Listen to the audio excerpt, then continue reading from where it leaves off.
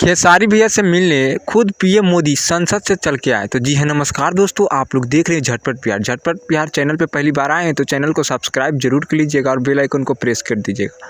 दोस्तों, आपको बता दें कि खेसारी भैया भोजपुरी का दबंग स्टार इसी तरह से नहीं कहे जाते हैं, क्योंकि उनको बहुत बड़ा दर्जा मिला हुआ है। खेसारी लाल यादव से मिलने के लिए खुद पीएम मोदी जी ने संसद से चलकर उनसे मिलने आए। आपको बता दें कि फरिश्ता मूवी के बारे में खेसारी लाल यादव को पीएम मोदी जी ने बताए हैं कि इतना मेहनत करने वाला भोजपुरी का पहला स्टार देखा हूँ, क्योंकि इतना मेहनत किसी स्टार से भोजपुरी का नहीं होता है।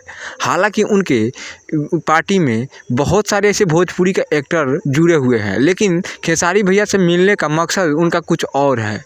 उनका कहने का मतलब साफ तौर पर यह है कि खेसारी लाल यादव हमारे पार्टी में शामिल हो जाए, क्योंकि इस तरह से उनका पार्टी का मजबूती मिलेगा। क्योंकि अभी यूट्यूब पे सबसे फर्स्ट नंबर पे अभी खेसारी लाल यादव का बिहार में सर्च किया जाता है।